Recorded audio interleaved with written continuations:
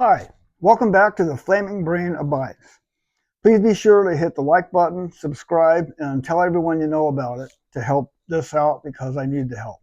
So, anyway, I want to talk today again about my time on Turtle Island and the magic that Turtle Island provided, at least back when I was there in '86 and '87. I don't know how much has changed there today, but believe me when I say there was a lot of magic that happened there.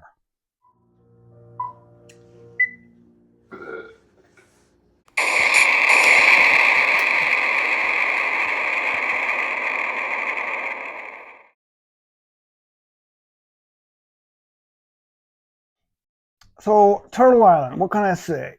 The 544 days was there were probably the happiest days of my life, and it is so far away and so remote and so isolated that it was amazing the kind of things that I witnessed. So here you can see there's Fiji. You can see how remote it is. And then this is where Turtle Island is in a relationship to the mainland of Fiji. And then once again, you can see there in the center, Fiji by French Polynesia, Samoa, Tonga. And there you can see the two main islands. Viti Levu means big island. Vanua Levu means little island. And in total, there's about 600 islands in Fiji, about half of which are populated. Now, the amazing thing is, back when I was there was no TV, no telephones, no internet. And when people arrived and stepped off the seaplane, it was as if they'd gone back in time 100 years without technology. And most of these people had never really experienced being so cut off from the real world.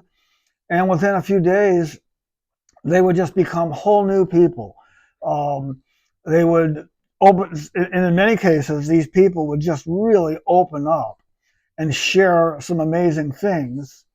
Now, this is also the island where they filmed the movie The Blue Lagoon, the Columbia Pictures movie in 1980 with Brooke Shields. And she actually went back there for her honeymoon when she got married.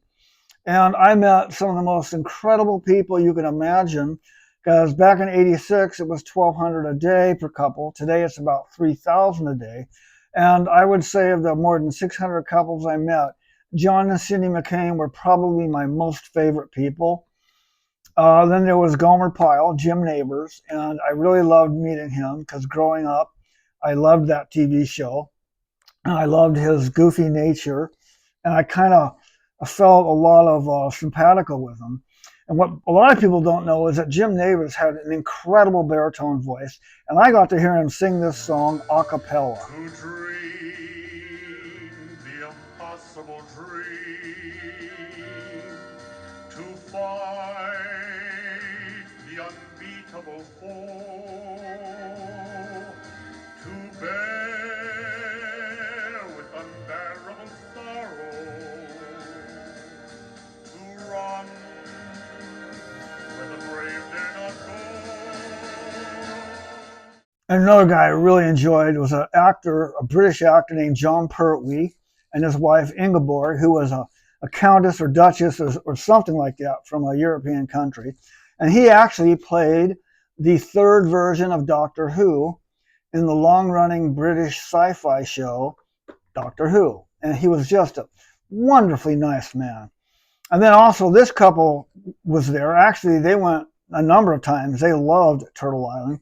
And the funny thing is, no one even knew who Ringo Starr was during his stay, and they didn't find out until he gave an impromptu concert at the seaplane dock as they were leaving. Now, quite surprisingly, for some reason, a lot of these couples would come there, and maybe within a few days of getting to know me, for some reason, these people would begin looking at me kind of like as their priest, their confessor, and would share things with me that I don't think they would have shared with anyone back home, mainly because I was some random guy on an island thousands and thousands of miles from where they lived. They figured they'd never seen me before. There was no internet, no social media sites for me to post things. And people would just share some amazing stories with me. I mean, husbands would share things about their wives would share things about their husbands, and people in general will just share things about their lives that I think maybe they just kind of needed to get off their chest.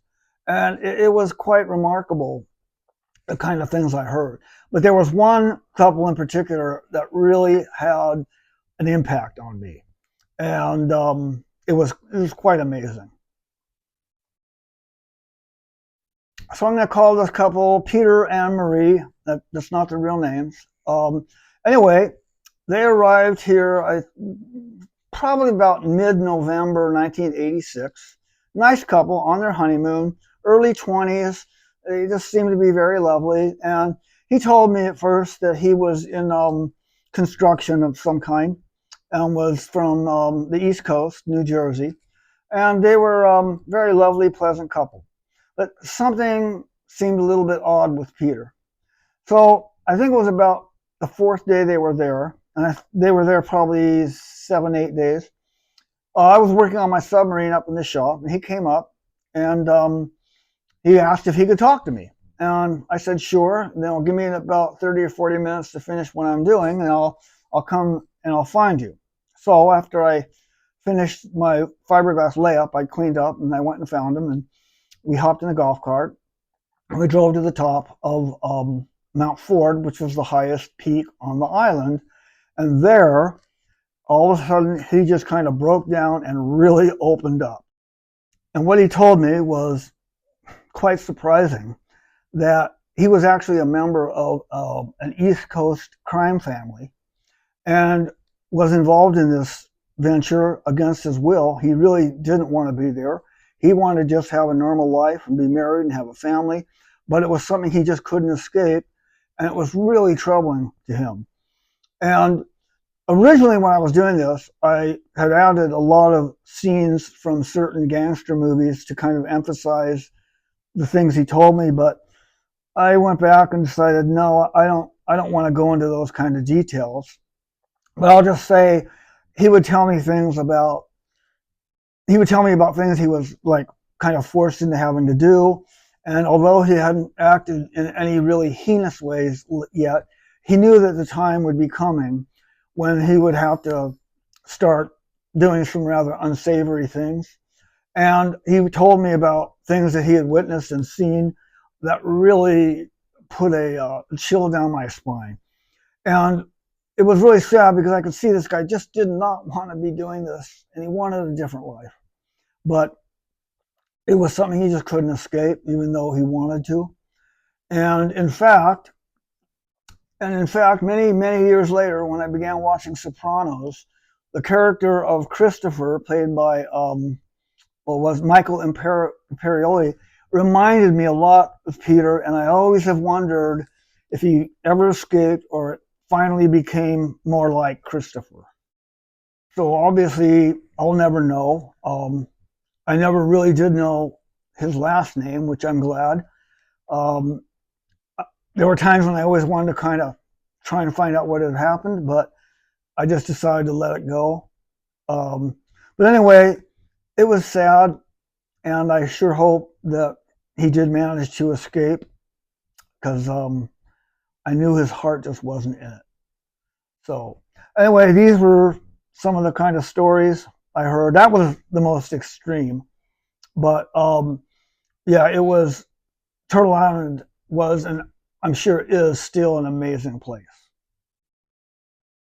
Now, my next episode of Confessions in Paradise, even though this isn't really a confession, I'm going to talk more about John and Cindy McCain, Senator John and Cindy McCain, because I heard some amazing stories from him about his 5 years in a Vietnam prisoner of war camp during the Vietnam War. And I'm also going to talk about another fascinating person I met during my time there, Mr. Malcolm Forbes Sr., one of the richest men in America at the time. And it was pretty amazing.